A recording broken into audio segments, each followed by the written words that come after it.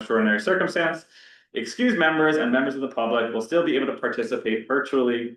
Members who are joining via Zoom must leave their cameras on. I don't know if we have anyone on Zoom, but if you do, oh, David, I see David Warren is on Zoom. Great, hello.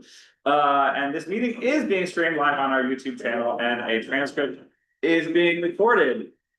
So as we do before we jump into our agenda, let's just go around the room really quickly to introduce ourselves to those of us, those folks who are joining online. I see right now at least there are 17 people. So hello, my name is Jesse Greenwald. I am one of the co-chairs of this committee. Go ahead as well. Kristen Birthday, co-chair. Sandra Miller, member of the committee. Charlie Todd, member of the committee.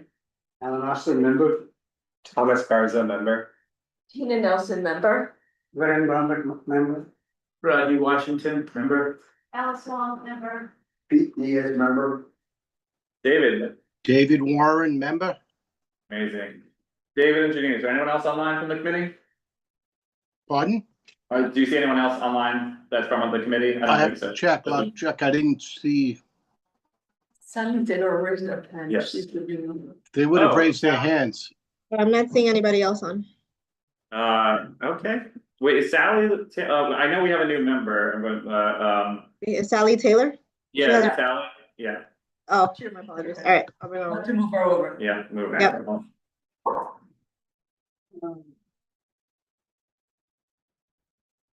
Sally, please accept so that you can be brought over to panelist. No, I don't know. Is that right? No, I don't think Hi. Sally- Yes, hi. Hello. Hello. Wait, is Sally our new member or Sally the? I'm not a member. I'm a Not a member, yeah, sorry, I constituent. got confused, because we know we have a new member that was added to the committee, but neither Christine and I seem to remember who that is. So sorry, Sally, it's not quite your time yet, but we got confused, so go back to doing what you were doing, and we'll get back to you. Okay. Sorry. All right, we're going. Who, I can't remember. Well, someone new may walk through this door at any moment. Is it and Ellen? we'll know. Or No, someone in addition to- Ellen is, no, someone in So addition to us. So, It's a new person who was on ACE and her schedule couldn't work, so they moved to transportation. Ellen is kind of. yeah, but it just happened recently, so. Right. Okay. So we are beginning, I believe, is this one not up to date? This one is up to date. So we start, I thought we needed to start with our. Oh, we were going to start with the. Yeah, hold on 1 second, sorry, everybody, make sure I have the most up-to-date agenda. Oh, yeah, sorry. I think Jesse printed them before the change was That's made. what I was thinking, yep, Yeah. okay, so the Tina's- item number 1 tonight is a discussion of 615 10th Avenue, between 44 and 45th Street. This is a request for Target to extend the parking regulation for more commercial parking hours to avoid the trucks using the bike lane. So I believe we have a representative from Target with us this evening. I think Davey Marcus, I see you. If you have anyone else with you, obviously let us know, and we'll take you off mute if you don't mind just introducing yourself and telling us a little bit about parking in this particular location. Yeah, thanks, Jesse, and thanks to the members of the committee for having me tonight. Appreciate the opportunity to talk and have some discussion about this. So as you all know, we have our store on 10th Avenue between 44th and 45th Streets. So it's a load zone 3, which is right next to the new bike lane that's been put in recently. So when we originally came in here many years ago, we wanted to make sure we were as accommodating as possible, because we know that there's heavy traffic there, as well as school. There's a school kind of close by around the corner that has pickup and drop off. So we wanted to be accommodating to those times. So we kind of varied our deliveries to be off peak. So not necessarily during peak times. And so our first load usually comes in around 4 a.m. And then we have 2 to 3, and that's usually our food that comes into that store. And then we have about 2 to 3 trailers that are delivered, not again until starting around 9 p.m. And they continue kind of off times throughout the evening, and our last delivery is around 5 a.m. so that we are out of the way of any traffic that's on 10th Avenue, as well as any drop off or buses or anything like that that are coming and going. And so what we have found, because of this accommodation, that the load zone's only from 7 a.m. to 7 p.m. And so that when our trucks are arriving, we are having difficulties being able to utilize the load zone for its proper usage, only because that it is now parking for folks, which we totally understand. You know, I've driven into Manhattan. I've tried to park on 10th Avenue. It's virtually impossible. And so we were just wanted to have the discussion on, you know, some of the concerns that you all have had and have stated, and that how we can be of better service to the community and to you all at the Transportation Committee. So we're open to conversations and suggestions as we have our conversations internally, so that I can relay that information to our team, so that they are aware of any concerns that are being brought up. Other than that, you know, I'm happy to answer any questions or have a further discussion for you guys. Great, thank you so much. So, David, I see your hand is raised. Go ahead, if we want to just ask questions, and I obviously provide anyone who has firsthand experience with this or has comments and concerns about it, you know, so we can get this dialogue going. But go ahead, David. Quick question. You mentioned you have trailers. Are these 18-wheelers that you're bringing? What size are these trucks? They vary in size depending on where they're coming from. So our foods are usually a little bit on they're not quite, they are 18-wheelers, but they're not full capacity ones that you would see on a highway. They're kind of more aligned with the capacity that you would see in kind of a city area. So similar to a Pepsi truck, a Coors truck, things like that would be dropping off at other localities and other restaurants and things like that. That's what we would have. It's not as small as a box truck, but it's a little bit larger than that. So they're not trailers, because you said trailers, so you don't bring in trailers, 18-wheelers. No. We're bringing in smaller than trailers. Sorry, we just call them trailers there, but we utilize different size box trucks. It's probably our medium size, I guess, if you wanted to call it that. Okay, thank you. Charlie. Thank you so much for coming in, Davey. I really appreciate it. And I think changing those hours is a no-brainer because it's clearly a problem at night.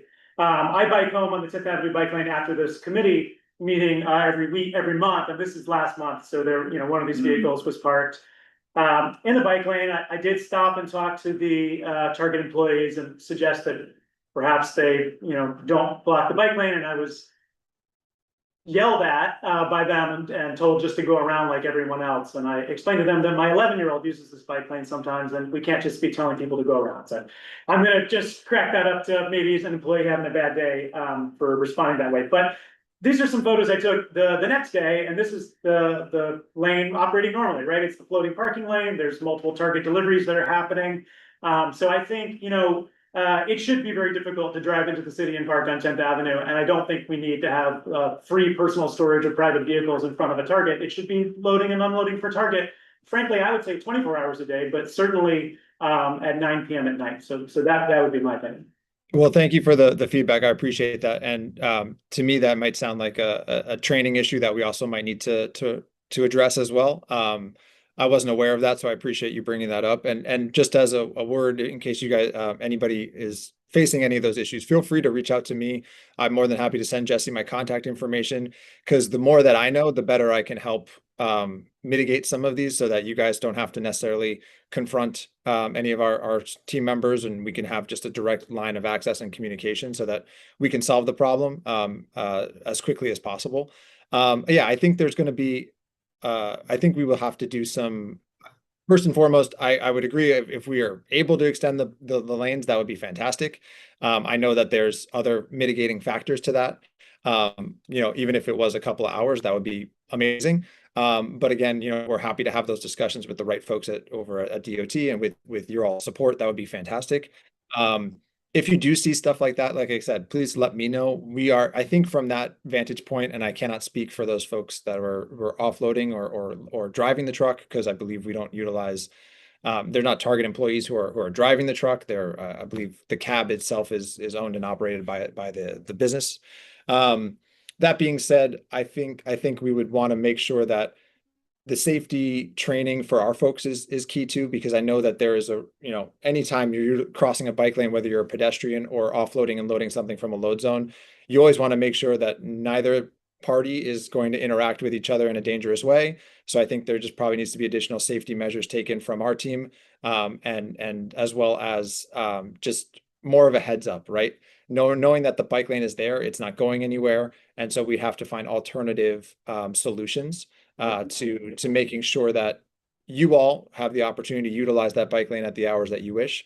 And we are offloading and loading successfully and safely so that no one is in harm's way. Tom, I know the concern around 44th Street was that there's a school on the street, but to the extent that you all are committed to only loading and unloading at night, would we be willing to recommend to DOT to let them have like a loading area next to their loading dock on 44th Street for the overnight hours? Because then you're gonna reduce the sort of like bike lane congestion and then moving the big like dollies there and across. That could be another solution on 44th Street, so long as it's only at night and not conflicting with the school. and that wouldn't block up the whole street? No, No, because it looks like, I mean, there's just parking along the side and there's a door that looks like that's their loading dock. well, it was the original The original, yeah. planned loading dock, which is not used. Right. And wait, and then, I'm sorry, what, so then they've been moving on, they've been going to 10th Avenue because of the school? Well, well, mostly because of the two reasons. One is because of the size. Originally, they had designed that loading dock as one size, and they had all the trucks are much bigger than that. And then the second thing is obviously a conflict with the school, and they have dealt with that by changing the hours of deliveries and putting on 10th Avenue. Okay, okay. Yeah, I think that's a good I idea. think it's a great idea, yeah. Uh, Great idea. we still have that house, right? But like, it's, sorry, but it would still be blocking this bike lane on 44, right? No, Well, they would- instead of the parking, This parking here. it would remove the parking cars and it would be at night. Yeah. And it would be right by their door. I just think like less conflict over Oh, there. oh, yeah. Right. But, But okay. I think if we were going We're to gonna change change the hours of what's on the avenue, Mhm. right? And create an additional loading zone on 44 For like night. for the night, Yeah, I for don't know what the nighttime. regulations here. Right? So this is between those two things, I think they would have then enough space, right? Yes. Yeah, that's no I'm not parking. sure- I'm sorry to interrupt, but I'm not sure if that's a loading zone for the apartments above or if that is connected to our store. It might be connected as well, but I just have to double check there. Oh, you don't know if that's your loading zone? Correct. It was meant to be your loading zone, but Okay. obviously, that didn't work out. But we can start after obviously after that to the corner, so that's one space, one big space. Yeah, I mean, So I would propose we do those two things, very good idea. well, I mean, do we need to do them both is the question, sorry, Yeah. because if they're always. At night, yeah. Let's do that, one should be a 24-hour loading zone. And the other one, because as we said, do we have cars parked there at night? So, I mean, this regulation right here, it's no parking from 8 to 6. That probably means someone parks there. It might be teachers with placards. Right. But it could be, if there was another sign that said commercial parking from 6 to 10 Yeah. and. Well, six it's to like the 11. whole night. Yeah. that's Yeah, fine, the yeah. whole night. The whole night. Because they are doing their deliveries. Or in the Yeah. there's not gonna be any school. So. Right. Yeah. So what we would do is what's being discussed right now is to request that DOT extend the loading zone hours on 10th Avenue to be basically 24/7. Right, And then to add loading zone hours on 44th Street, starting at some period, 6 or 7, 6 p.m. going until all night at 5 a.m. Tina, Sorry, I'm just sort of confused as to why we need both. Is he asking for both?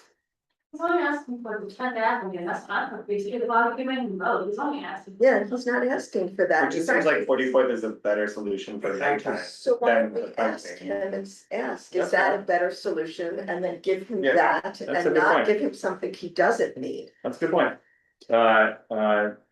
David, how do you feel about just having 44th Street? I'd have to bring it back to our team if that's all right and just talk to them about logistics because they're the ones that are loading and unloading to make sure that that's Right. feasible for them. I mean, what we really should be asking for, to bring back to your team also, that they can do smaller trucks that actually fit in that, no, that in doesn't, that dock. we already asked. Yeah.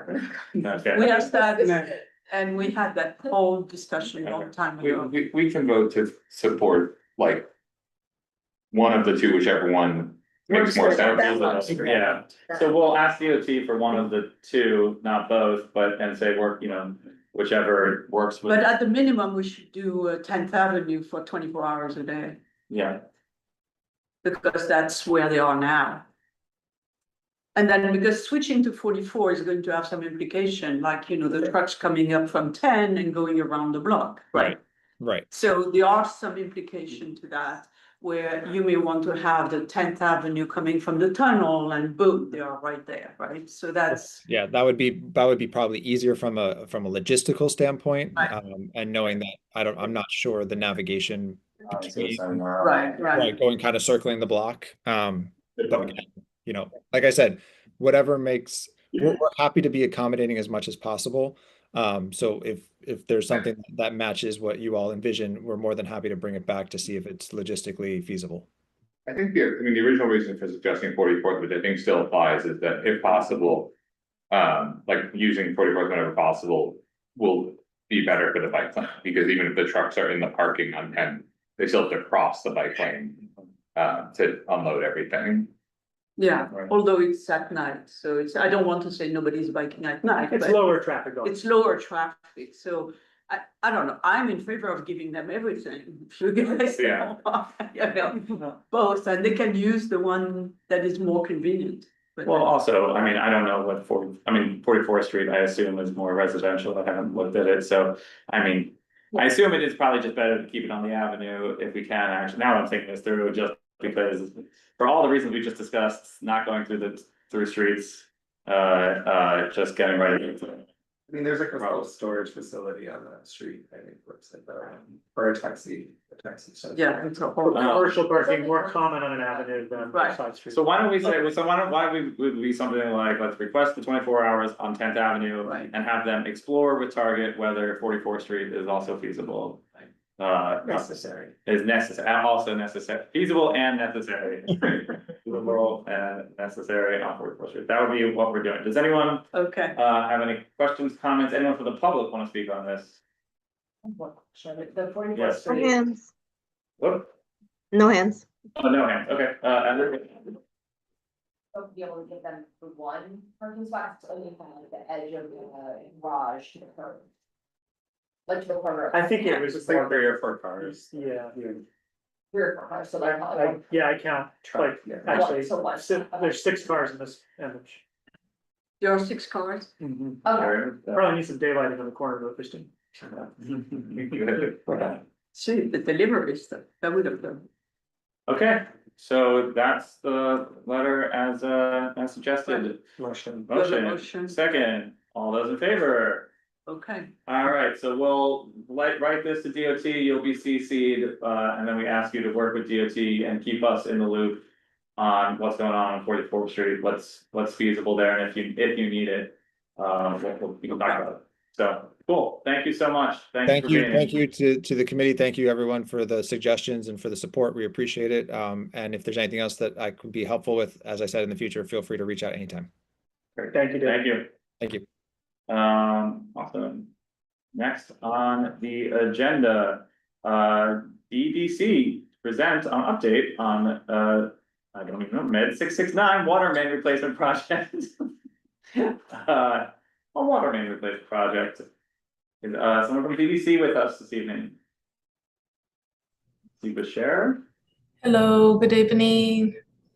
Hi, good evening. Hi, I am the Community Construction Liaison for the MAJ 669 project for DDC. I'm going to be sharing my screen with you, if that's okay. Of course.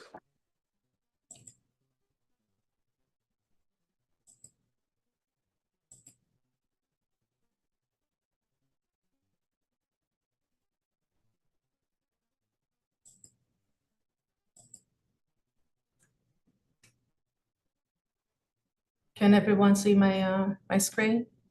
Yeah, no, we just see a blank box for you. Oh, I think it's started, I think it's gonna come through. There it is, we got it. All right, sounds good. So again, my name is Blenda. I'm the Community Construction Liaison for Project MED 669. and I'm attending this meeting with our project's resident engineer, Mr. Peter Georgi. We'll have a question and answer after the presentation, so we'll be addressing any questions towards the end. The project ID is MAG669. We received a notice to proceed August 18, 2025. The anticipated start date for this project is November 2025, and the anticipated completion date is fall 2029. The contractor is CAC Industries, Inc., and the contract value is approximately $133 million. Typical work hours will vary based on location, and the holiday construction embargo is from mid-November to January 2nd. Why is project necessary? Because the infrastructure is aging and in need of replacement. The distribution water main will be replaced approximately 10,000 linear feet of 20-inch water main, approximately 27,000 linear feet of 12-inch water main, and approximately 3,000 linear feet of 6 inches water main. We will be also replacing defective water main valves, 126 fire hydrants, and we'll be replacing lead service lines from water main to property meter. Benefits of infrastructure upgrades. Distribution water main will maintain a stable and secure supply of clean water, will improve water distribution and fire protection. Fire hydrants will improve fire safety protection. And for lead service lines, they will be replaced with copper from distribution water main to house connections. Curb, sidewalk, and roadways will be reconstructed and resurfaced only at disrupted areas. This is the project location map between Community Board 5 and Community Board 4. There are 20 blocks along 7th Avenue from West 34th Street to West 14th Street. 16 blocks between 6th Avenue and 7th Avenue. 10 blocks between 7th Avenue and 8th Avenue, and 1 block between 8th Avenue and 9th Avenue. Construction overview. The preliminary work for this project consists of permits, surveys, pre-construction photos, staging and storage of materials, maintenance and protection of traffic, mobilization of equipment and materials, and test pits. What are test pits? Test pits is a small exploratory excavation made to investigate the subsurface conditions of a site. They are usually dug by hand or with machinery. Their depth varies depending on project requirements. It's commonly used in construction and geotechnical engineering to gather information about soil composition, stratigraphy, groundwater levels, presence of utilities or obstructions. The contractor will also be installing 3 guards prior to work commencement. In the groundwork consists of saw cutting and trench setup, utility infrastructure upgrades and relocation, water main installation operations, fire hydrant installations, and lead service line replacements from distribution water main to the house connections. The above ground work consists of restoration of disrupted curbs and sidewalks, water main trench, and roadway restoration. These are some of the underground utility work interferences that we might encounter during excavation for water main installation. Sequence of the work. The contractor will start the work on the west side of 7th Avenue, beginning at West 34th Street and moving south towards West 14th Street. including side streets. After completing the west side, work will continue on the east side. The project will be completed in 4 segments. Following the color sequence shown below, each color represents a segment. Work will begin at the locations highlighted in blue, follow the locations in green, then yellow, and finally the locations highlighted in black. DEP lead pipe replacement program protocols. Excuse me. DEP program. DEP website has information about the lead pipe replacement program. DDC is managing this project on behalf of DEP Capital Work, implementing pilot program within targeted areas and qualified properties only. If you have any questions or concerns about DEP lead service line, please contact Manhattan DEP at dep.nyc.gov and/or you may contact 311. Lead pipe replacement program protocols. The lead service replacement requires a signed consent form. The city will attempt to communicate with residents 4 times with the following information.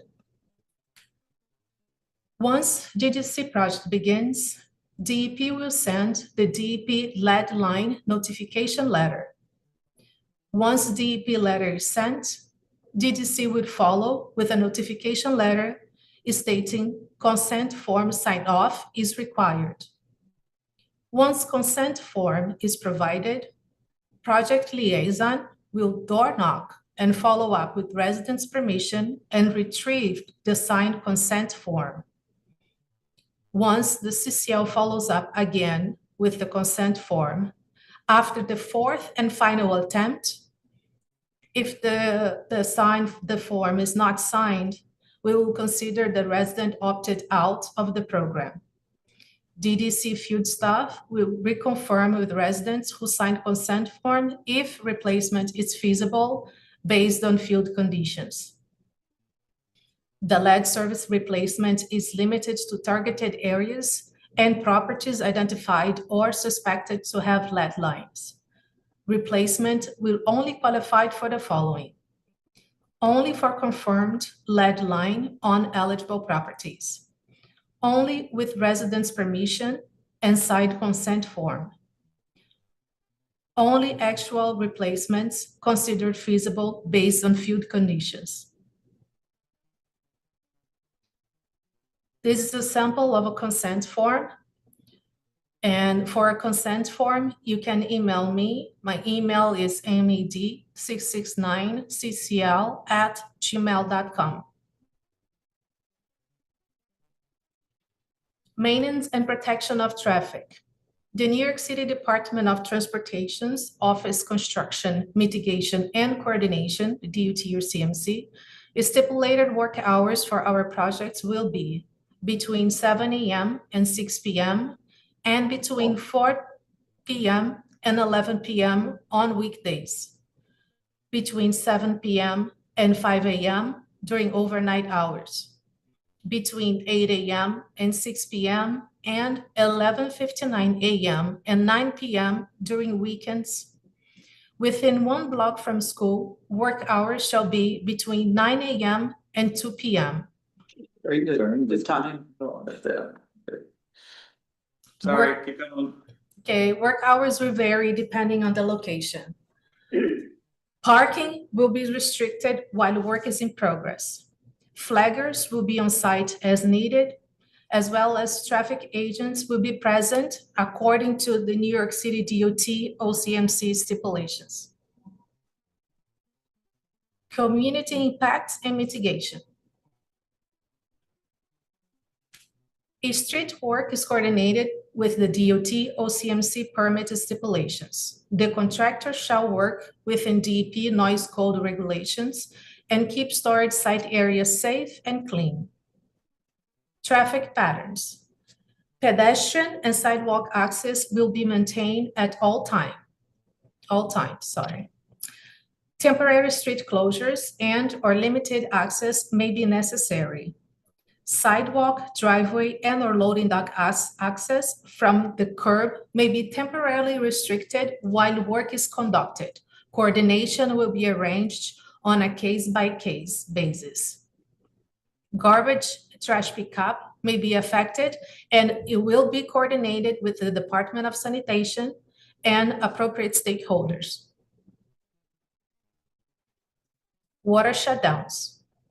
A 72-hour advanced advisory will be provided, followed by a 24-hour confirmation or cancellation notice to impacted areas. Specific instructions will be provided prior to water shutoff. If your water service is not restored within 3 hours of the indicated time on the shutoff notice, please contact the Community Construction Liaison. I will share more of my information at the end of this presentation. Individual with accommodations. The DDC field staff will work especially with those individuals to minimize certain inconveniences when possible. Anyone with special circumstances should contact the Community Construction Liaison. We strive to minimize construction impacts and maintain a safe and well-kept project work site. Project storage and staging. Locations for storage and staging area will be coordinated and permitted by the New York City DOT. Rodent control. A rodent survey was performed prior to construction. Rodent control stations will be installed by a professional rodent control contractor. Public transportations. Bus stop routes within the project limits may be affected during this construction. The Community Construction Liaison will be responsible for coordinating with the MTA and notifying the community. Community outreach. How we communicate with you.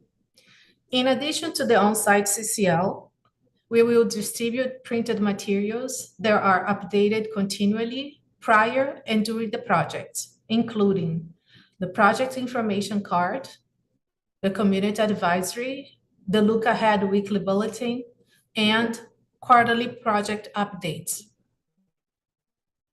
I'm actually gonna, if that's okay, I'm gonna stop you here. I know you have a couple more slides, but we have your slide deck. It was sent to us already. And so we understand, we can look at these ourselves, but I do know a number of us have questions and concerns. So I'm hoping we can just move into that phase of right now, if that's okay. But we definitely appreciate the presentation, very detailed, which is why we have so many questions.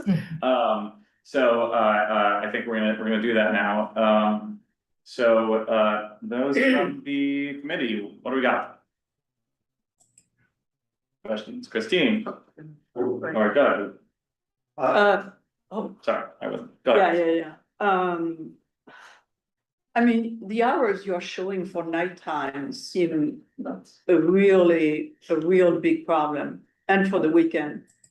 I mean, this is people, it's a very residential part of the district, and I don't know that we can work after 11 o'clock. I don't think this is a good idea. And you know, and if it's, I mean, I don't understand necessarily whether you're going to close traffic completely on some of those streets. But, and that's why you have to, and if you are not closing, that's why you have to do the work at night. I mean, can you explain that? No, the work at night will be in certain locations only because that's where the permitted work hours are, according to DOT. For instance, on West 34th Street between 6 and 7. I think on 7th Avenue between West 34th and West 31st, all the work would be done at night. That's the permitted hours for the contractor to work. Most of the locations on the south of the project will be done during the daytime. Some locations we can only work on weekends. That's what happens on West 23rd Street between 8th Avenue and 6th Avenue. All those 2 blocks we're only allowed to work there on the weekends. So we are following the DOT specifications. Okay. And All right, that would be helpful to have, to modify your flyers and to explain that in the flyers, because a lot of people are going to get nervous and ask questions. And if you clarify that this way, I think you will prevent a lot of anxiety. Okay. Pete, Yes, the slabs that you're gonna have placed on the roadway, will they be slip proof? I gather they will. Am I correct? I'm sorry. Slab, the metal slabs, Okay. The plates, the the plates, big plates, usually, to close the, 4 feet by 12 feet, 4 feet by 10, those metal slabs.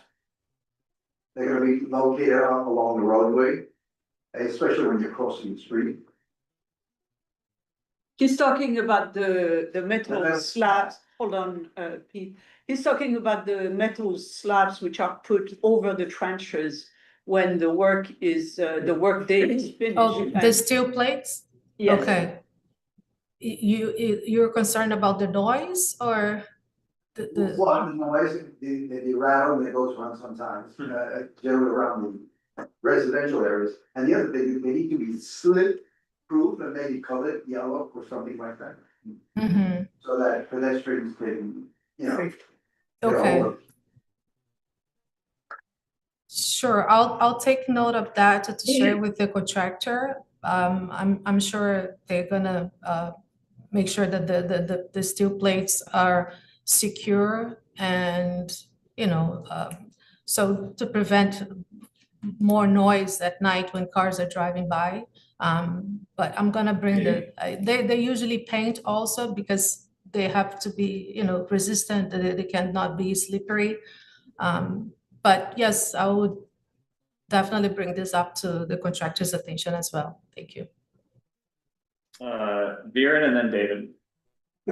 Just a very quick question. I echo Christine's question about you giving us a sort of, you know, which phase is going to last for how long and where nighttime may be used. I think some sort of matrix will definitely help. But my main question for you is this project going to be run by DDC or do you have a construction manager running it? This is being managed by DDC. Okay. David and then Yes, I second what Christine and Viren say about the hours.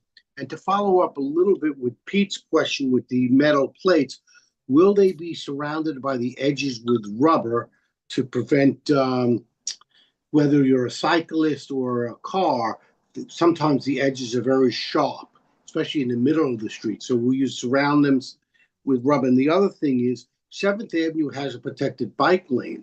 Will you, during construction, put a temporary bike lane up, which is usually required by law, while you're doing the construction on that? In reference to the rubber edges on the metal plates, I'll have to get back to you.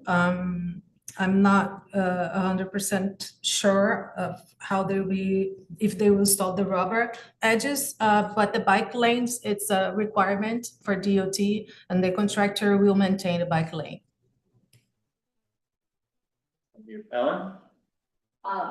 Because of the timeline of this, are you relying on federal funding at all, or is this entirely within the city budget? I'm sorry, you're a little bit far and it was hard for me to. Are you over this direction? Sorry. Are you federal funding for this, or is this all city budget? I also have to get back to you. I wasn't informed of the details of the funding. I will get back to you on that one. Hi, everybody. This is Frankie Lau, Deputy Director of Manhattan Construction with DDC. To go back with the funding question, this is all city funded. There's no federal money involved in this project. So it's 100% city funded. Your previous question about the steel plates, the contractor they'll pin and ramp the plates. This is what they do. They put the asphalt cold patch on the side so the edges won't be exposed. In addition, you know, they're required to provide skid resisting plates. So, you know, that that will help with, any slippery situations that could occur. And I think Brenda answered the question about the bike lane. We will be maintaining the bike lane along 7th Avenue at multiple times. Point of information, just a quick point of information. Asphalt really is not as good as surrounded with rubber. Asphalt deteriorates and it gets all crumbly and all over the place. Correct. That's why I specifically said rubber. So that's the spec that City DOT requires us to do in terms of the rubber plates. We do pin and ramp them, so they're movable every day. Right. So and it's their responsibility to also maintain them. So whenever the field staff goes out and sees the condition that we see that there's loose asphalt, they'll contact the contractor and they'll come and fix it right away. So there shouldn't be with that loose asphalt around the plates. Appreciate that, Frankie. Charlie, go ahead. One more. I wanted to make sure you guys are going to see the Housing, Health and Human Services Committee, because I think they're gonna have a number of questions about the notification about the lead lines. The lead services you're talking about? Yeah, how you notify people, what kind of information you're giving them, what languages you're providing it in. What the standard of feasibility is. So yeah, DEP should be sending those folks a letter. They already have a list of the addresses that they have lead service lines. So for those who have that's okay. That's outside of the scope of our committee. I just want to make sure that you're seeing our community boards. Okay. Housing, Health and Human Services Committee.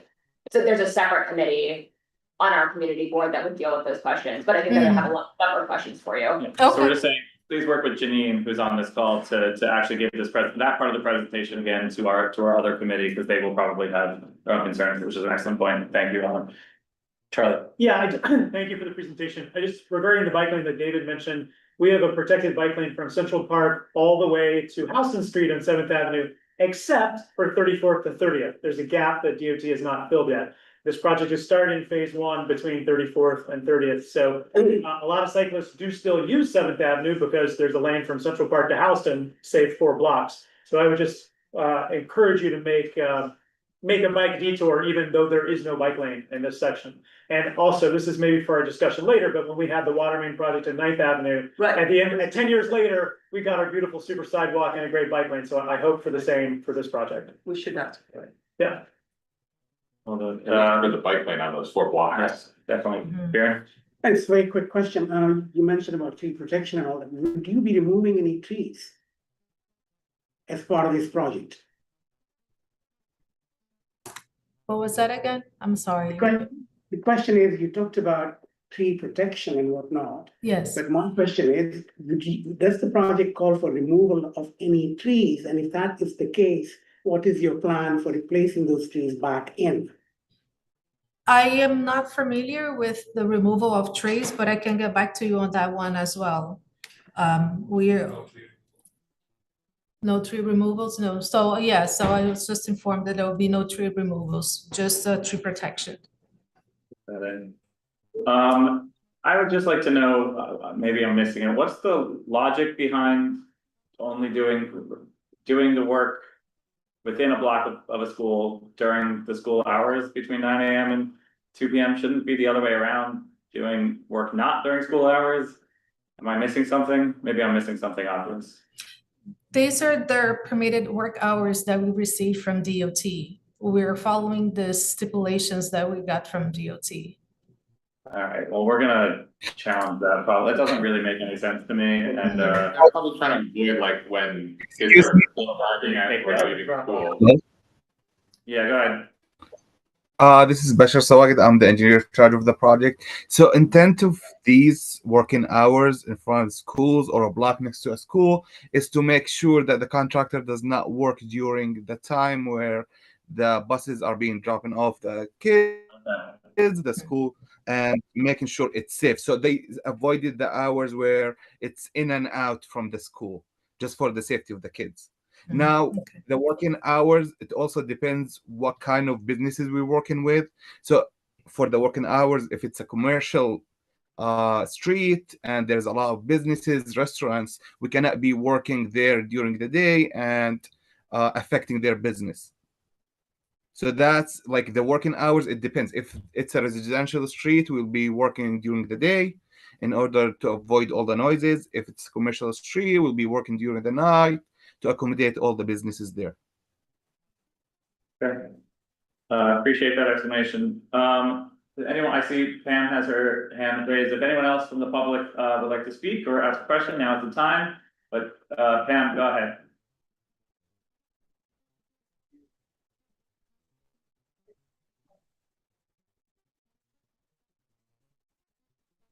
There I am.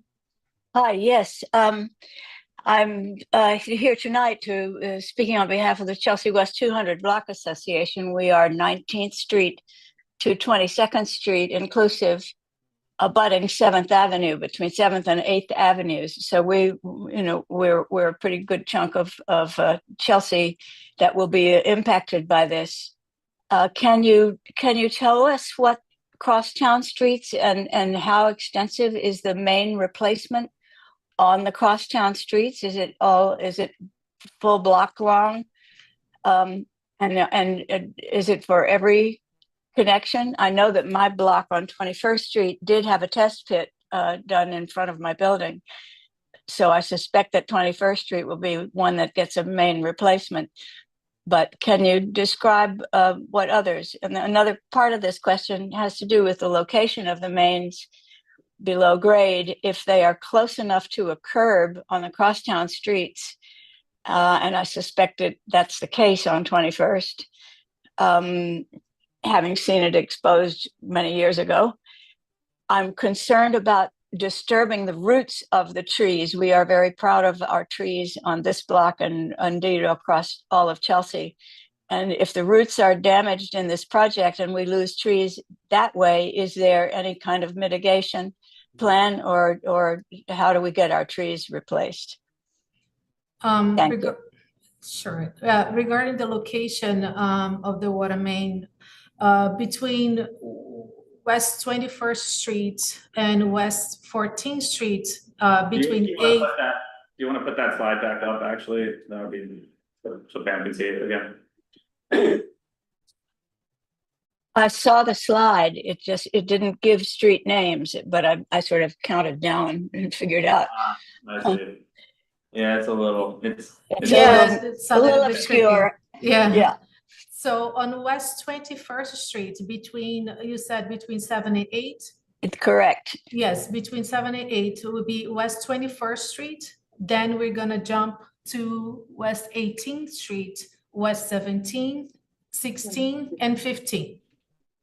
Okay, that pretty much answers my question. So 21st is the only street of my 4 streets within my block association that will have water main replacements on the crosstown, on the residential block, so the crosstown block. Mm-hmm. Oh boy, okay. And the tree question?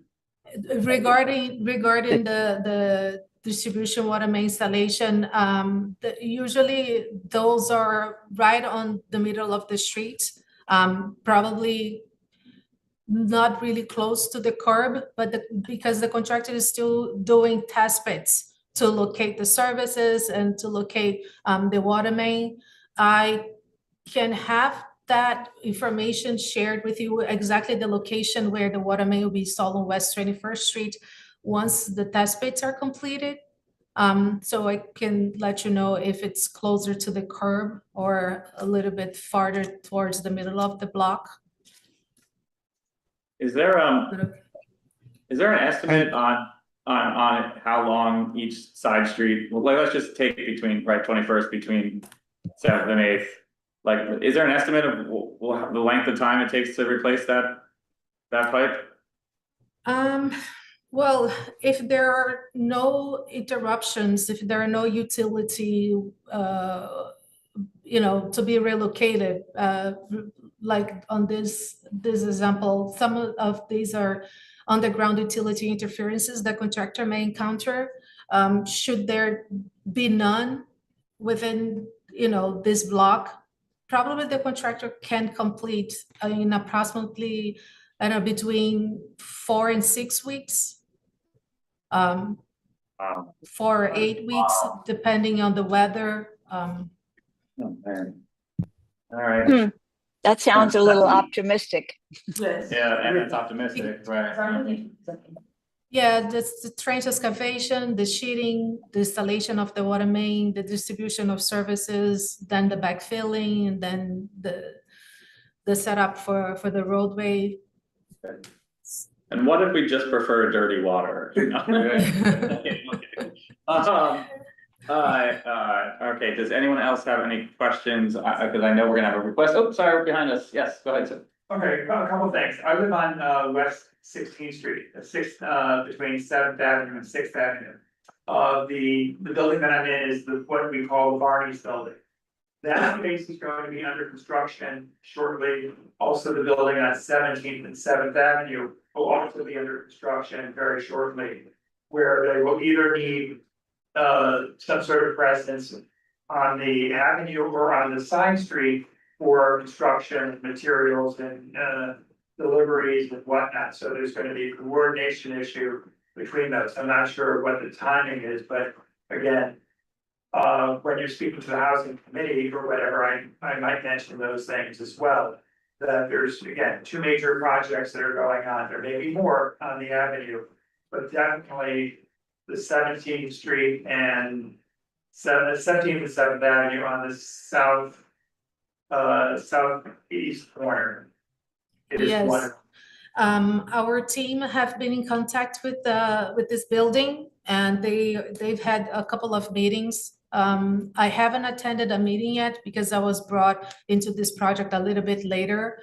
But we are aware of their schedule, and the contractor is trying to coordinate something, so it doesn't happen at the same time. Either I don't have a straight answer for you, but it's being coordinated with them.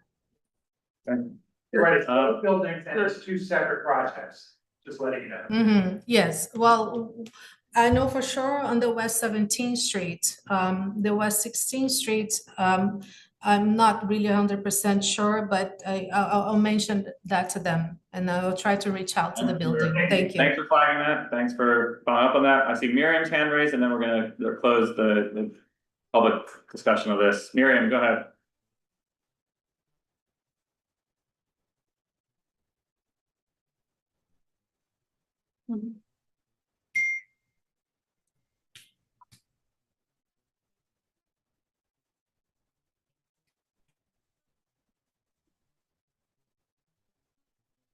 Can you hear me? Yes. Okay, I was concerned about the mobility in some of the streets, the sidewalk for people with seniors, disabilities, wheelchairs. What David raised, about the securing some of the edges can affect people, with mobility difficulties and needs consciousness of ADA guidelines for some of this, so it doesn't trigger, people getting hurt and not being able to move smoothly over the sidewalk. Is this something that is being considered in the work that you're doing? Yes, 100%. The contractor will also maintain a passway for the sidewalk. If mainly the work will be done on the street, we will only reach the sidewalk if we need to do any lead service line replacement. That's the only reason for us to get to do any work on the sidewalk.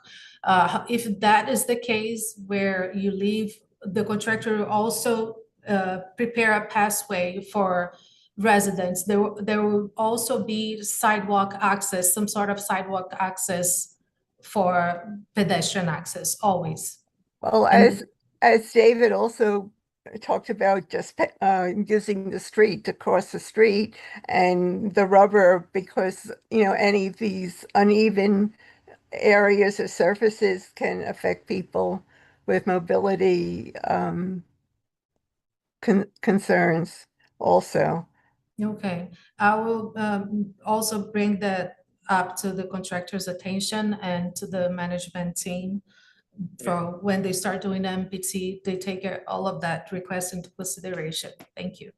Great, thank you so much for the presentation. I'm gonna move on to what's discussion of the committee here.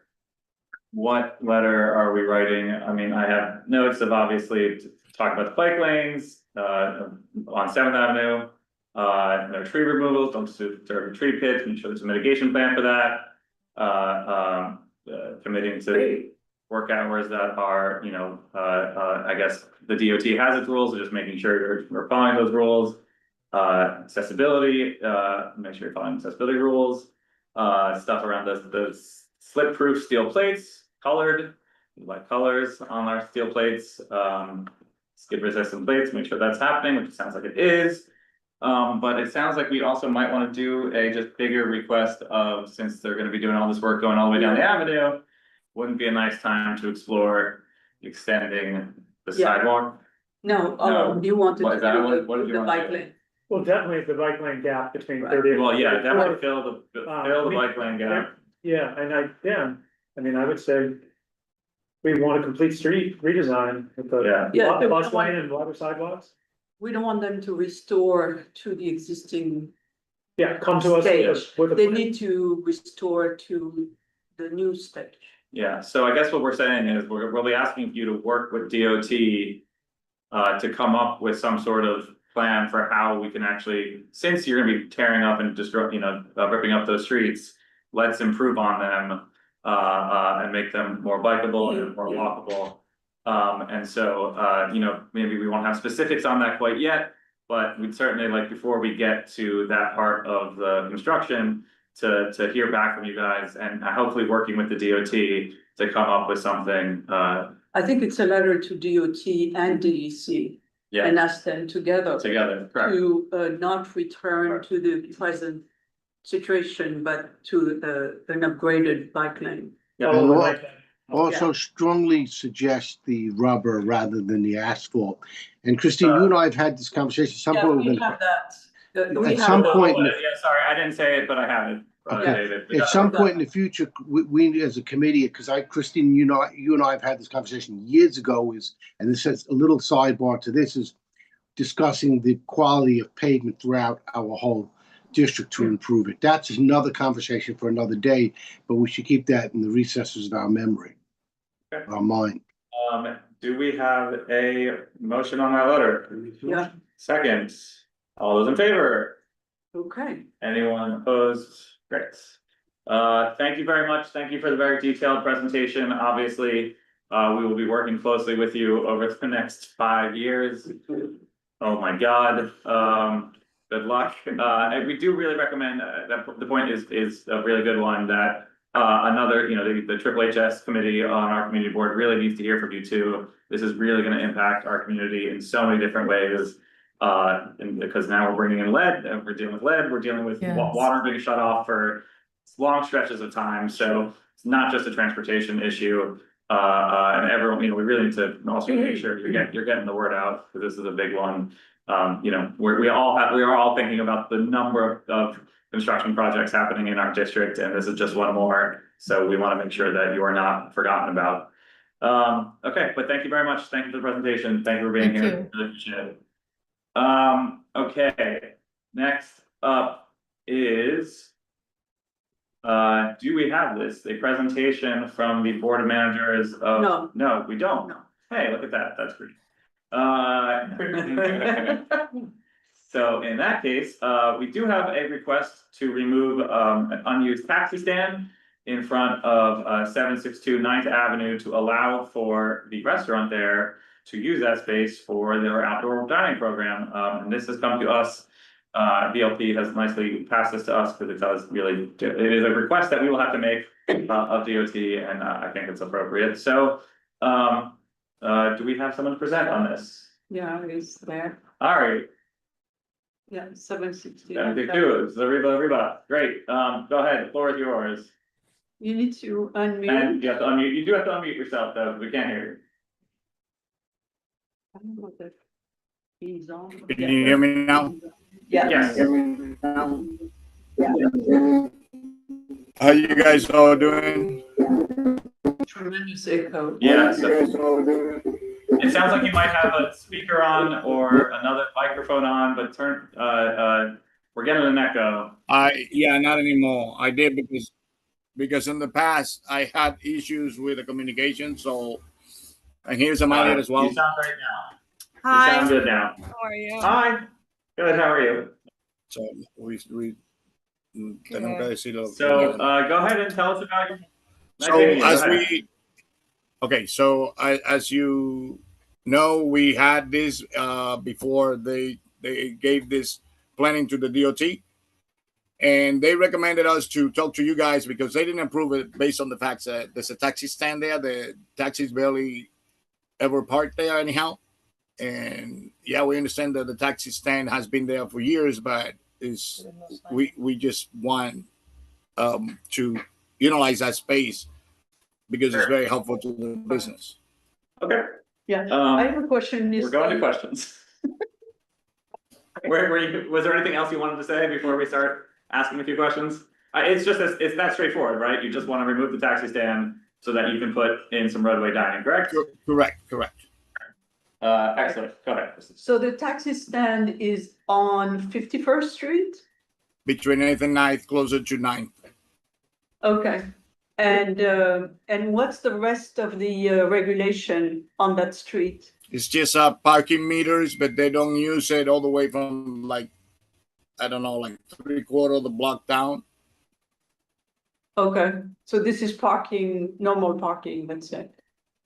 Oh, here it is. I was there today. Right. Oh, I took some pictures today. Good, thank you. And the taxi stand starts, a little further into the street. This is mid-block. And what's above? It's alternate side parking, but it also says 9 AM to 7 PM, 2-hour metered parking. But I agree, you don't see taxis there very frequently. Yeah. I mean, every now right and there, and I almost never saw it. also, for context, I wanted to share Google Street View. They did have Arriva had an excellent outdoor dining location here. Great. This was from September 2024. So there's precedent here for being successful and great. Excellent. Does anyone have any other questions on this? Anyone have concerns? I do have a question. Sorry, I didn't see your hand. I got a quick question. You want the city to give you open space and land. And I was on the bathroom task force where one of the suggestions was that if we give you this, you'll allow the public to use your restrooms. I mean, within reason, because we are giving a piece of taxpayer land, and there's a huge bathroom shortage in the city.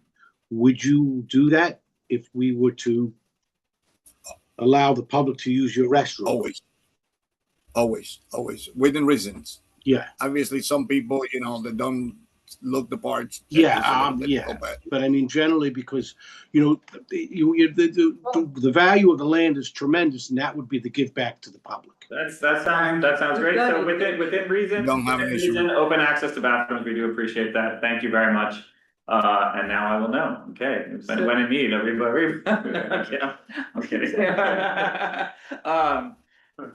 Tina, go ahead. Do we have any idea why there was a taxi stand? No idea. Posting there, in other words, is there a bathroom? There's not a public restroom nearby. There's nothing there. It's a bit of a mystery, I think. It's a mystery. Okay. Somewhat. Okay, so do we have a motion? Yeah. Motion, second? Okay, so the motion would be to request that DOT remove this taxi stand and give these nice people the space for their roadway dining. Excellent. All those in favor? Sorry, there was a hand up in the audience. Oh, I'm so sorry. Oh boy, we have a member of the public. I'm so sorry. Richard, that vote is null and void. Nothing was recorded. Richard, the floor is yours.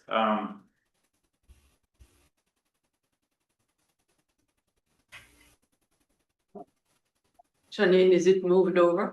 Yeah, I'm moving him over now. Okay. Should be over.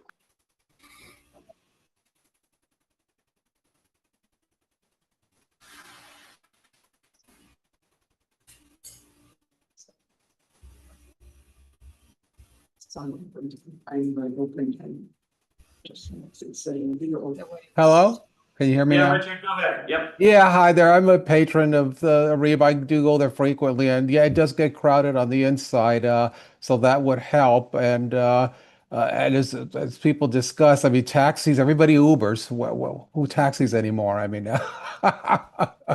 and when they had the outdoor dining, it was beautiful. It was one of the nicer ones there. So it Thank didn't you cause so any much for the problem. testimony. Thank you for. I would say, yeah, let them have it. Excellent. Thank you, Richard. Thank you for the contribution. We do appreciate it. Always like to hear positive comments back. So returning to the vote, returning to the motion. Motion still on the table. Support of removing the taxiway. All those in favor? Yes. Anybody opposed? Not at all. All right, we're happy to write that letter for you guys, and we will get that out the door. Oh, Richard, now we see you. So thank you again, Richard. Hi, guys. Have a good night to you all. Thank you so much for being here. Of course. Thank you guys. Thank you, guys. Next is we are NYPD barricades. Understand that there are some issues with police barricades on the ACE mezzanine at the 42nd Street stop, and I believe we are receiving a presentation from our own Mr. Thomas Garza. Janine, I think, can you present it for me? This why I'm gonna be the #1 committee. It is in the Dropbox, so there's a few photos. Sorry, did you need me to bring it up? Yes, could you please bring it up? Okay, 1 second. Thank you.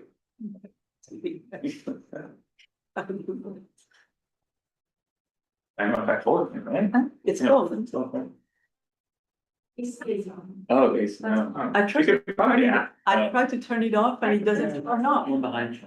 Oh, maybe there's one behind. It might be this. Oh, maybe it's this one. Oh, yeah, the green light's on. Yeah. Yeah. Just turn it off.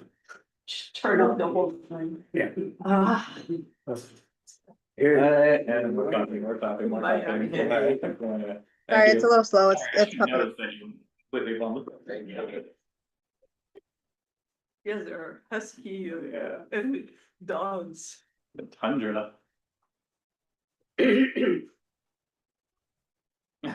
All right, well, while this is coming up, I'll just explain. So if you've ever been to the ACE platform on 42nd Street, there's a mezzanine which connects. You can walk through to the Times Square NQR, shuttle, all of that. There's a hallway, and then there's also the hallway to Port Authority. And there's a long corridor underneath 8th Avenue that goes from about 44th Street to 42nd Street. And between, I think, 43rd and 44th is the police, like transit bureau, station, office, whatever you might call it. And so the way that hallway is designed, and Ginny, maybe for the next slide has it, there's basically like a big column in the middle. And there's these signs that say keep to the right. And so people try to walk to the right, but basically half of the hallway has been like blocked off by these barricades, which I think are I guess doing two things. One is like blocking the entrance of the precinct, and I don't know if that's like for safety reasons or I don't know the exact reason. And secondly, there's a bunch of like trash, or it appears to be trash that they're storing in this area. And so that's obviously a busy corridor because when people get off the train, they're trying to get to Port Authority or get to the ACE or get to the 123. And so it's designed to, I think, to be a full hallway that people can utilize both sides. There's a couple of pictures on the next slide too that sort of show this. And so I guess what I was just suggesting maybe is that we just write a letter to try to get more clarity from them to just better understand why they're there, why they're needed, if they're needed, and if not, whether they could find an alternative location for the trash. So you can just go to the next slide, just so we see. You know, and I haven't had a chance, I mean, I wasn't sure who to reach out to, so I haven't had a chance to talk to them. Maybe there's sort of a reason to have it around the end. They said that they could make that smaller, would it be great? Can I say something? I think they're actually protecting their trash, pretty much, which is a very, very common theme. And you and I have something in common. I live on 20th Street, right next to police station. They actually have taken away 2 car spaces, and they actually put the trash open out, not in a container, and that's very commonly done by anybody.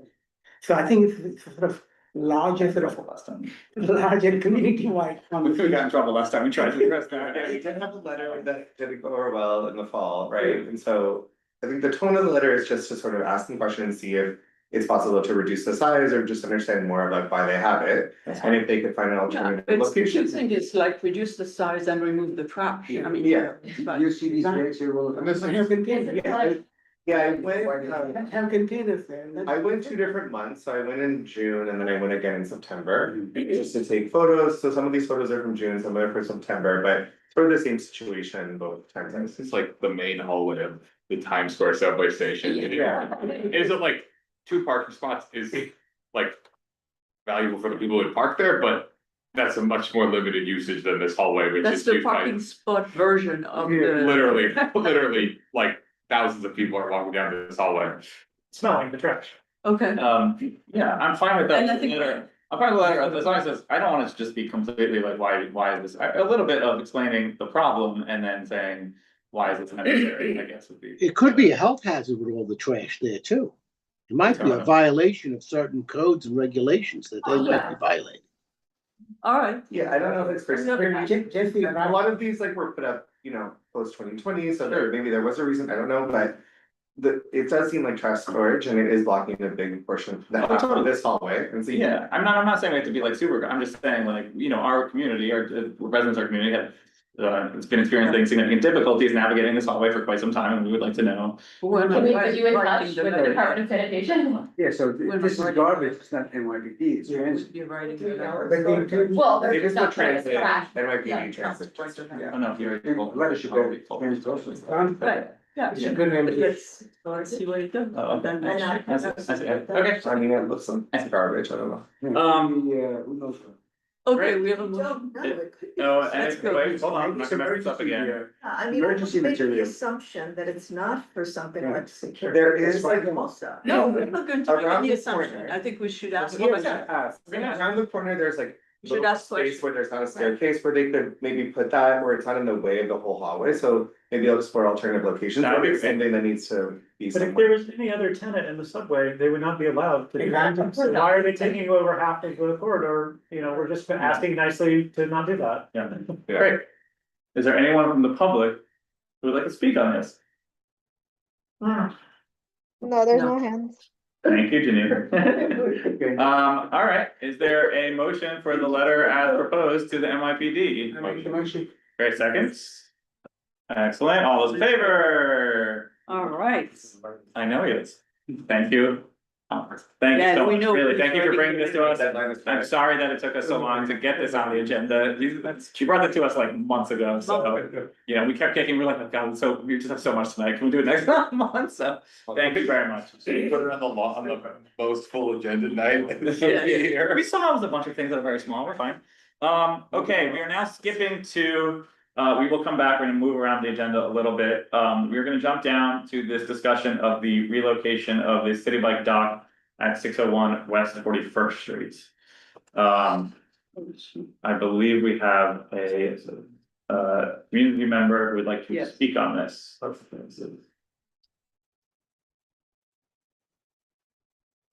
Sally Taylor. Sally Taylor, is it you? That's. Sorry, thank you for hanging with us. We are excited to hear from We had you. already adopted her as Yeah. a member. Hi Sally, thanks for coming back. No problem. I'm in a restaurant, I'm sorry. We're fine. Oh, you got a pretty good spot, actually. It seems like, go ahead. Yeah, I don't know how this works. I've already sent emails to Christine and had a meeting with her and Quentin from Eric Botter's office. Basically, this dock has been on 11th Avenue between 41st and 42nd for years. It is on the sidewalk. All of the bikes bike on and off the sidewalk. Nobody walks the bikes ever. So it's very dangerous. And it should be moved or turned around, as I discussed with Christine and Quentin. It's also one of the busiest bike docks, possibly in the whole city, definitely in the neighborhood by like triple digits. Like it's, I looked at the data recently and it's a very, very busy dock. So it's mayhem often on the sidewalk with a lot of electric bikes. And yeah, I'm here to ask for it to be moved. I've tried already to contact the DOT and that hasn't gone anywhere. Yeah, well, you come to the right place. So we reviewed the dock. The dock is installed facing the sidewalk, which obviously is you know, forces people to use the sidewalk to get in and out, right? Instead of being facing the bike lane or the street.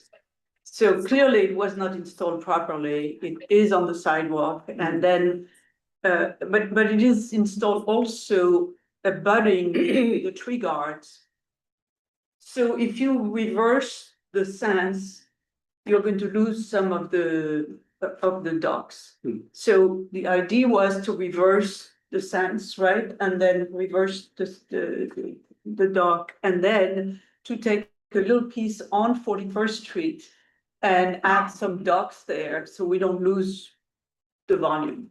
So that's, I think that's what we should propose and request from, you know, City Bike / DOT. And say the way it is really dangerous. It should have been installed the other way, and it's time to make it right. Now that there is a bike lane on the other side, you know, on along 11th Avenue. Sally, does that, go ahead. I would be fine. I told Christine, I'm totally fine with that. I have a feeling that they're not going to be pleased with that because you'd have to jump the curb in order to get bike. And I ride city bike all the time, so I've never actually had to do that.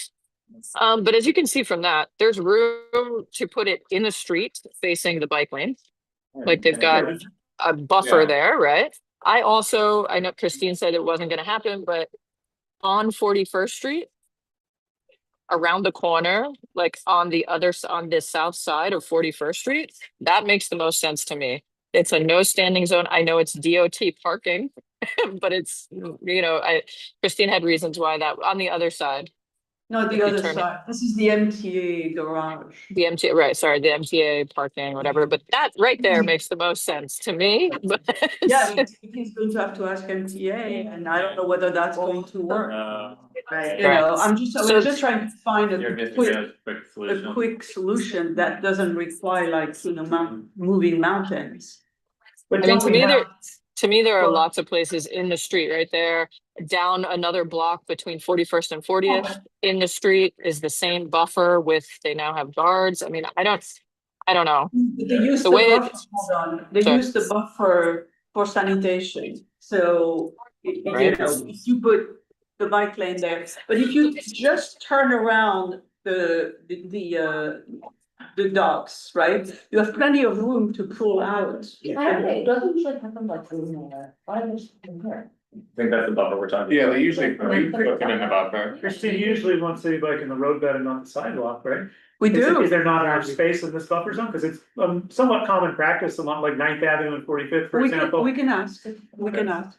We can ask them here, there, or the other thing. We can propose 2 or 3 locations.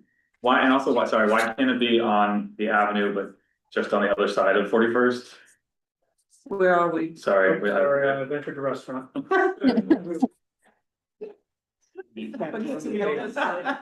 You have to be.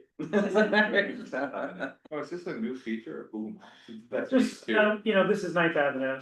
This is 9. No, we want to go to. No, I'm giving an example of an existing. Yeah, but this is much bigger as a buffer. Yeah, so maybe we need to take a foot away from the cars.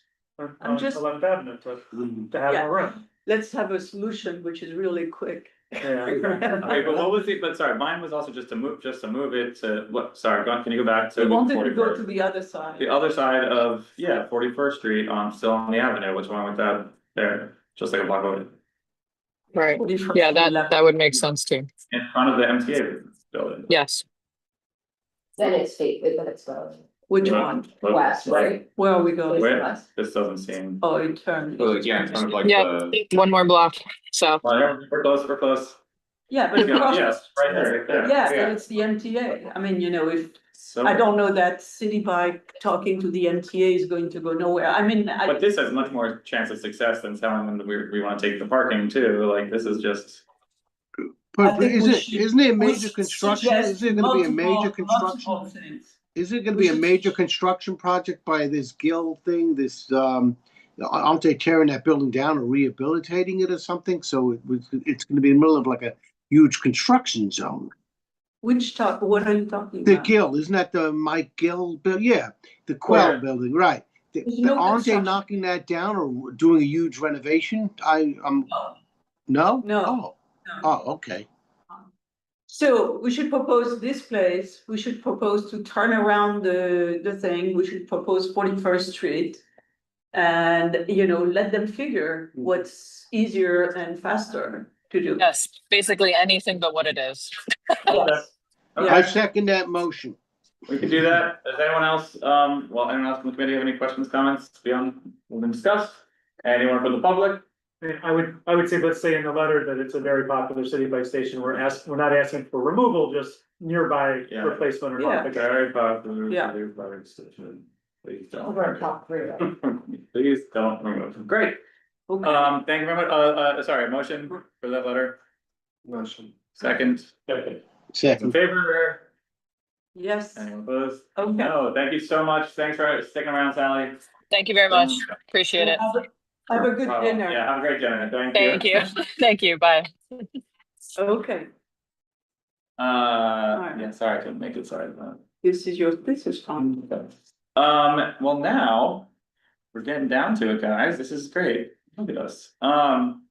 This is I'm very excited to announce the results of our canvassing. So. Oh, shoot, did you put it in the Dropbox? Or Yeah. you just, you did? Oh, cool. Janine, do you mind actually just opening it in the Dropbox, the spreadsheet? Oh, yeah, 1 second. Yay. So I'm excited to report that we as collectively, first of all, once more, to thank everyone for their hard work, walking all of the blocks of our district. I know that it took some time. Also a special shout out to Robbie and Alice, who really did more than their fair share. And so really the heroes of the committee. But I'm really excited to report that we identified 271 corners that have issues, pedestrian ramps that either did not exist, were broken, were flooded, had other hazards. And of course, because of the app we were all using, those are all reported directly. But we have captured them in a spreadsheet, and we are just writing an admin letter, basically. I think that we can do an admin letter to the DOT. We don't know if we need to vote on it. We should do a letter. Okay, we're doing a letter to the DOT just saying, hey, this is what we did this, we already reported it, but we want to put it all together for you. Please see attached. And so we were doing that. Do we have We should say, let us know the schedule, right? let us know the schedule of When, repairs? Yeah. right, I mean. Sure. We have Let us know. Yeah, great. And then, do we have the results of the bus survey? No, Okay, no, wait, but I don't think we did a lot of bus survey. Yeah. The only thing I can say is that Frank reported yesterday that he saw a bench at 44th Street.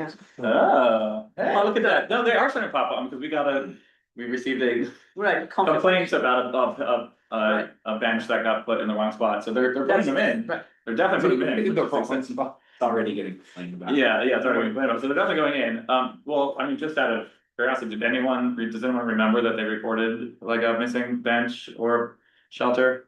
At least Oh, one, yeah, at least a few I people, did. alright, so we definitely reported a Okay, few. so I'll get that. No, this is something. Yeah, I else. think these are. This is the all- budget. Oh, This is not. Oh, this is not it. This is not it. There was Oh, another. sorry, it's in the Dropbox, sorry, which, I think there was, I don't think it was. Is it? it's a, I see MCB4 RAM canvas web. Nope, that's not it. okay, It might not be so there. it's may yeah, I not don't be think there. it's in there. Sorry. No, here, canvas material. Yeah, but it's not. Yeah, I don't see it in there though. MCB4 TPC district canvas. Oh, that's It's the in one? the folder. Yeah, but that's just this blank page. It's Yeah. not a spreadsheet. Oh, that's the. Yeah. Did you send it to me? Maybe if I just look for it in my emails real quick.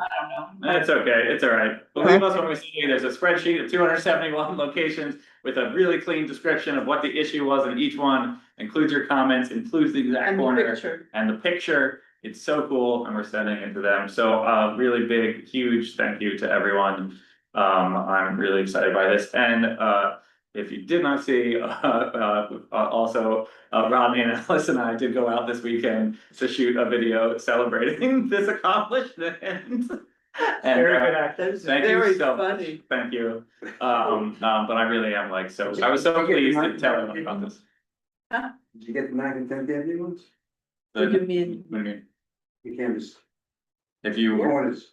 I mean, if they were reported, I mean, yeah, we covered the whole district. so Yeah, you were reported, if you reported it through WalkMapper, we Yeah. downloaded. Oh, you downloaded? Yeah. Yeah, downloaded everything that went to I WalkMapper. didn't know you did that. Right. Yeah, because Christine calls, but anything that got recorded to WalkMapper got downloaded. Thank you. Yeah, no, thank you. And then Miriam, we will figure out what bus stops we recorded, sorry. What's- I thought we had that, but go ahead, Miriam. So you want to download the buses as well, right? Yeah, I just want to see what they are. Yeah. But they filter that for the planners. Yes. Okay. Okay, there was a concern about they weren't able to respond to the letter that was sent last January on 23rd Street. The DOT was, didn't have staff to address it, and the electeds wrote a letter, to try to poke them a bit to get started. Has there been any response to the letter that Eric Botcher wrote, but he included Tony Simone and Brad Hoyman in the letter? I think everybody saw the letter. I don't, yeah, no, I didn't, I don't. No, I don't think we letter. saw the letter, Miriam, and we certainly didn't see any response. Okay. So, but if it's something we need to push on, we will, Okay. so, thanks for flagging, I didn't realize that they.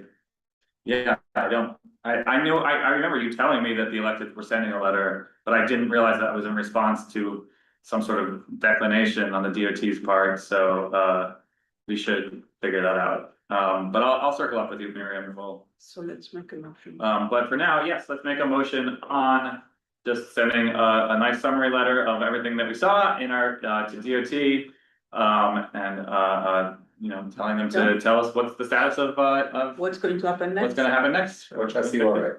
That I will write, that's correct. Motion. Motion. Second. All the seconding, everyone in favor? All right. Excellent, thank you so much. And now we turn to Christine. Okay. Are we still doing the knowledge transfer presentation? Max is not. Max is not here, he was going, he had a conflict and then he had a crash on his computer and I saw a bit of this presentation, but it was not completely done, so he said he would do it next month or another month. And I think next month, Rodney is ready to go, so we'll do that. No, no, I thought you said you were turning yours into a musical. Definitely. should Only if have. I can get you.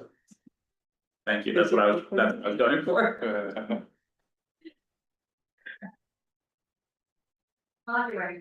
Yeah, he'll direct again, yeah, great. Do I have the connection?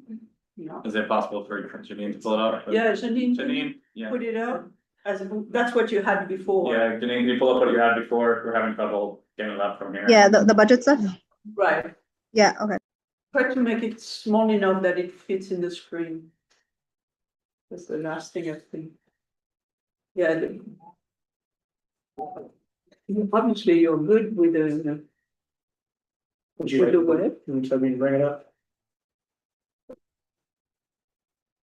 You can do that, or she can do that.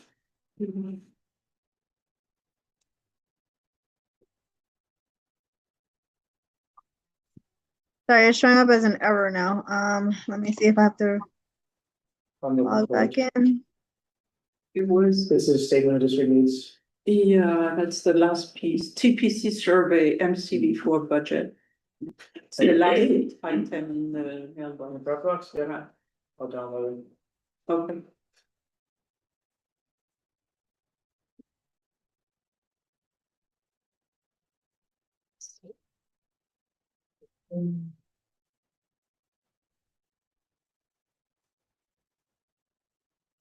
Okay, Hey, there it is.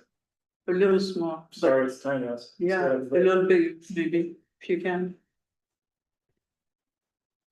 Sweet. Yeah. Right, so this is the weighted average of what we have. The responses that you guys have given us, How many responses have we got? 9. This is from our Is committee. that our whole committee? That's just our committee? Yeah, that's not even the whole That's not thing. even our whole committee. Not everybody in this room. All right, everybody. Go on now. Okay, so the first one was 34, I mean, you can read that, 34, daylighting, 9th Avenue sidewalk, crosstown, bike lane, 42nd busway, etc. Fix dangerous intersection. I'm going to read the first 10. I just, yeah. 11th Avenue bike lane, vertical protection, but the DOT has already told us no on that. Safety measure on Dyer Avenue, 42nd Street, and congestion on 9. Okay. But how are you calculating the weighted averages? How important people thought it was. Well, I'm seeing like 0 + 0 + 9, and then I see 5 in the weighted average column, and I'm wondering what the calculation is to get there. No, because the most, when people answer, they said it's, it's most important, or it's So it's most, medium plus, and 100%. once you have most, you just get the way to. 100% of people Right. rank that a 5 out of 5, so the way. it's out of 5. Right. Okay, that's, okay. So does medium come out as 4 or as 3? Maybe 3, and the other one as 1. Okay, Anyway, thank you, that's that answers my question. survey not paid doing that, so not me. And we survey for. I didn't know it was out of 5, I didn't understand where the 5 was coming from. So anyway, I look at it, and if there is anything that seems completely out of whack, we can move it up. I have a question about the busway, given that they're implementing the busway. Right. That's what- Yeah, we're going to put it as a continuing support. So Yeah. we are not going to put it as 1. Yeah. We're going to put it below as a continuing support. So all the things that are already underway, we move them down to, not down, but in a different category, which is called continuing support. I mean, I guess that's good, the thing that's our top priority they're doing. Right, right, it's good. I am a little I was a little concerned about the bus shelters that are lower than I would have liked. And thought maybe we could move that up a little bit. Well, now that we know that they're actually pushing back on it, I guess we should. Wait, why does it say vertical protection on 11th Avenue bike lane and then Oh. no in parentheses? Like Because lack they of, told me no, they are not going to they do won't it. do it. I mean, there's taxi cabs that drive that bike lane every rush hour, Yeah. but I mean, there might be a new attitude in the DOT with the new administration, so. I don't know, but this Have is to get something gas. where we have been working on it for what, 5 years now? I mean, since it's installed. Walkthrough, Eric Butcher, this, that, nothing. And then when we say, what are you going to do with this? It's not, we're not going to do anything. So This is just a DOT, right? So we can't ask for more enforcement. we could. It's just, they're not doing anything. Right. Do we have something more specific for maintenance and upgrade of bike and pedestrian infrastructure? That was the listing, that's the listing we sent to them 3 months ago. Yeah, I'm wondering like, when we actually like make our formal budget requests, do we want to be more specific? Yeah, we'll have a little paragraph, and we'll have a link to the letter.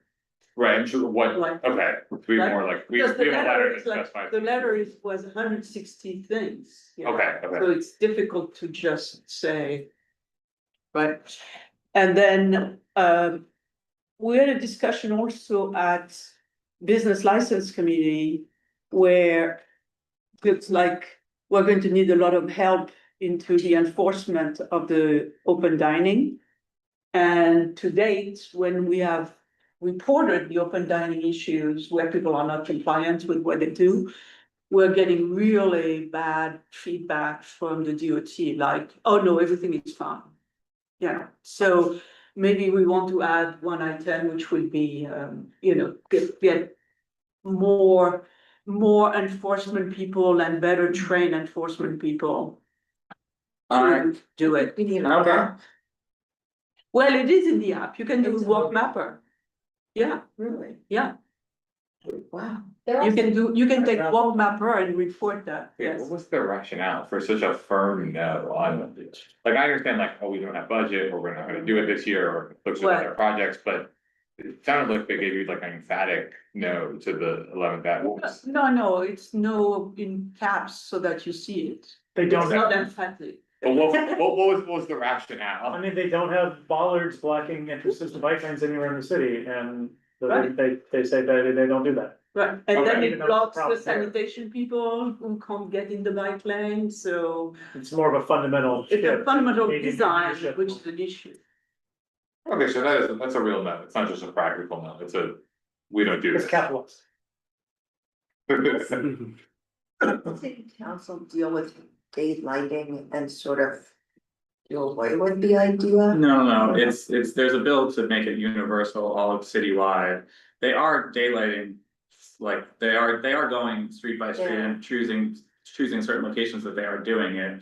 And it's just a matter of us asking for more of it in our neighborhood, but there's no requirement that they do it citywide now, and that's what. That's something currently- else we should put at at the end of the DDC project. Oh, daylight. Lighting at Daylight at every the end of the intersection, right? intersections, while they do that, yeah, definitely. They're already doing the 9th Avenue setup expansion, right? So that, We already have that, right? The 9th Avenue. South of 50th Street, we've been waiting for years for them to do it. but 34 to 50th is not done, that's what we are asking for. Okay, is it, I think plan, is it? Yeah, but they keep delaying it. It's planned, but we have started a pressure here to make sure they are doing it, because they told us 2 years ago that it was in the budget and then it was not. Okay. So we are, Wait, where is that on the listing? it's the number, yeah, the number Ninth six, Avenue, right? So we are a little bit reacting to the fact that They said yes, but they said yes and they didn't do it. Yeah. Right, you were saying something about On the open the, dining. on the open dining thing, I'd rather not do a enforcement ask, but I would ask for, because I know that what the problem that keeps happening is that they keep approving. Open dining plans that then we later find out, and we go out and measure Less and now. say, Less is it less now, is yeah. less of a problem? Yeah. Because that's where I would say you want to put the extra dollars. is No, actually that's the making problem. it- Now you start walking around and you say, oh, we just approved this one, and it's not at all what was approved. was approved. So DCA was doing a decent job on that, and I think you need some enforcement for people to say, look, you said you're going to do A, just do A. That's all. I mean, it's not punitive, it's like compliance, right? Right, and I guess it is an issue of fairness, obviously, if people are Right. just, have been Yeah. approved for something and then. Taking advantage of the system. So we'll add that somewhere in the mix. The permits for the dining. Did they get these permits immediately after, what was the time frame when we sent a letter approving it? It was- Very quick. So everybody that we've approved, let's say the last couple of months, they paid their fee. Yeah, for it. Now, yeah, They should be in control, right, which most of them are. yes. I see we have a couple of members of the public Okay. who wanna, Oh, it's not finished. oh, sorry, Alan. So we did a letter, I don't know if this was done already, we did a letter back in March to upgrade the 6th Avenue bike lane. Has that happened? I've been emailing Colleen every 2 weeks. Oh, it's In not fact, done. Colleen's here, I would love an update, I haven't gotten an Do we email. need to put that response on it. in, somewhere? Okay, They put up a sign in, because I emailed Colleen about it in August, and she said that the what's going on here signs that they put up were forthcoming, and I think those went up in early September, and it said implementation would start in September. I haven't biked in 6th Avenue in a few days, I don't know if anybody's been by, but there's been no progress. but usually when they have that sign done, they're really doing it, so Right. that maybe It's the in the works. contractor is a little late or whatever. But I don't know whether we can ask for that as they already have a sign saying we're doing it. The other thing is that. They already have a sign that they're doing. Do we do anything with safety? Is that part of our committee? NYPD, safety, anything like that? No, but there will be a safety report, a safety submission, section, but we are not doing that. Dolores is doing it. We do something, so that'll be done at the budget committee. Right. I think. We do something about getting resources for, either the marshal's office or NYPD to continue closing down, unlicensed dispensaries. We put that as Unlicensed. part of the narrative. Yeah, why don't you send an email to the chair of the budget committee, Who's that? which is Roberta, Okay. right? Yeah, I want that. I'm sure. And the task force will. Something, want to take that on? We'll put that on there. Yeah, That's yeah. probably Let's one of go with- our let's go only with- budget asks. Okay. Matthew in the room here first, and then Miriam. Okay, yeah, Matthew? I will bring it up tomorrow. Okay, two things. One, on 14th Street, they've removed most of the platforms, the bus platforms, all the way across, and they think either they're supposed to replace it with something better, or they completely removed it and has not said to anyone what they're going to do. That's one thing. The other thing too, in terms of impacting the neighborhood, is we want Fifth Avenue, East Island back. Yeah, but that's not in our neighborhood. Well, We have already no, I written, understand. we've already written a letter, but as far as putting in the budget. Oh, yeah, no, I understand, it's the other side, I'm just saying, but I'm just. And we already wrote the letter. Okay, but. Stick to your own side. There's our music. So, Miriam. That's just a plan. And Miriam? Am I audible? Yep. Okay, it's me again. I think at that meeting on the budget for 2027, I had talked about getting a bathroom in the park on 10th Avenue between 22nd and 21st. I'd spoken to parents, some of the babysitters who said, and there are a lot of kids there, not only me needing to use the bathroom, that they often buy something at the local deli to take the kids to the bathroom. Can we put that on the list? No, Roberta, because this is a list which is specific to transportation. So that request you have either to send it to Jessie Bodine or Roberta or Leslie, which is in charge of parks. Yeah. Okay, because there is something on parks, solar lighting, there is something on parks in the list. I just Because solar is true, you're right. Solar lighting is depending on DOT. The lighting and the poles are DOT, and that's why it is on our list as an exception. Okay?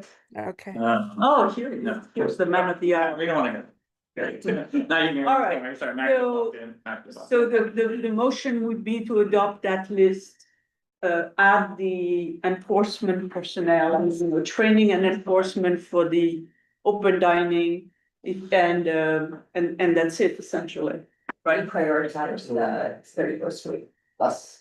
Yeah, it will be marked as the CS, right? And do we want to change the bus stop, move them up a little bit or not? On 23rd Street? No, yeah, sure, yeah, Yeah, we can move that up a little bit. okay, Yeah, and move up the bus stop, okay. Motion on that. right? Let's see, motion seconds. All those in favor? Oh. All right. We'll have Max as abstaining. No, Max, Max, you're on. come on. Right. Well, Max, are you prepared to present? If you're not, it's okay. So my InDesign crashed. I did send Christine the map I made and the matrix I made, but the. I didn't get the map. You think it's okay? I didn't get the map. Oh, it's in the email I sent. Yes, I didn't get the map. So yeah, I made a map and a matrix and a whole presentation, my InDesign crashed. I can share the matrix with you guys, but basically I described this through what kind of buses operate in Hell's Kitchen. Oh, cool. And it's pretty cool, so where they overlap, where they don't overlap. And the whole presentation is about the percent bus service that we have in Hell's Kitchen. That is not necessarily in the main terminal itself. And the main overarching topic here is that it costs a lot of money to be in that terminal. $20,000 a year, whatever it might be, where the fee for the DOT is much, much less. So the fee for the DOT to actually our curb stop on the public right of way is only a few $100s at most per year.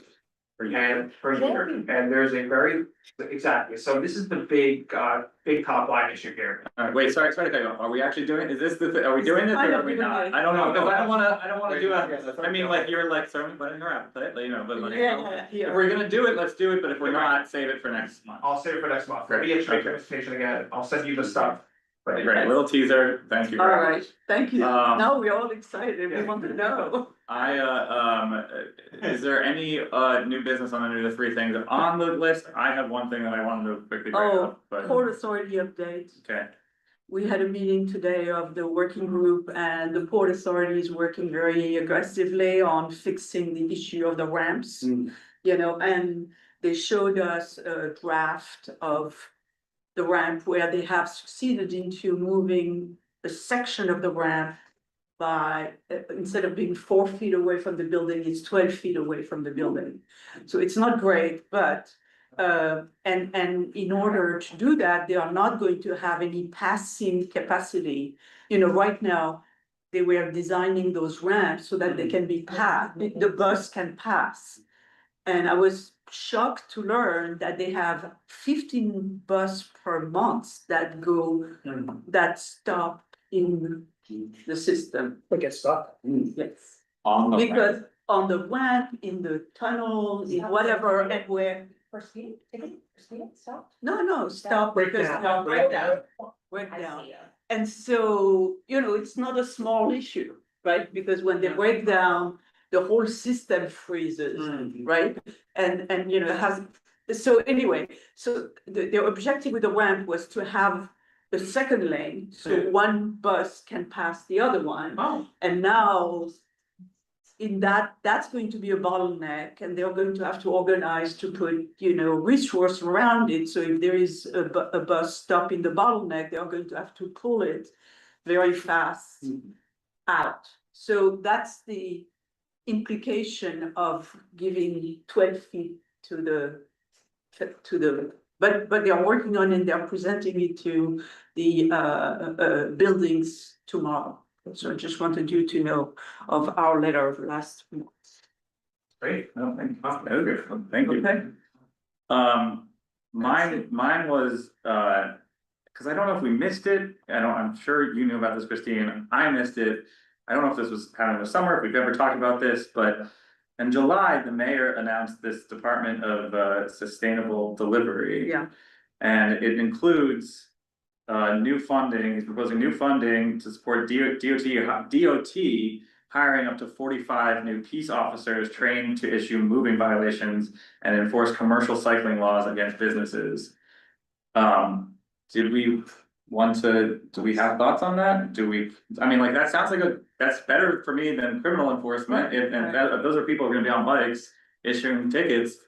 I'm okay with this, do we want it, I mean, I don't know, do we want it? I don't think we need to say anything, this is pretty much aligned with what we had, one of the things we had suggested. Sure. So. Do we want it? Right, What's that? How do they know which business to issue the citation to? And well, the rules Go ahead. already in place are that they should issue the citation to the business. The problem was that with Uber and Lyft, you know, how do you issue to Uber and Lyft because it's not their employees, right? So that has been that very confusing. Well, it sounds like they still need legislation. Yeah. It's not that, it doesn't sound like, it sounds like they're just doing, They are putting in infrastructure in place. Okay.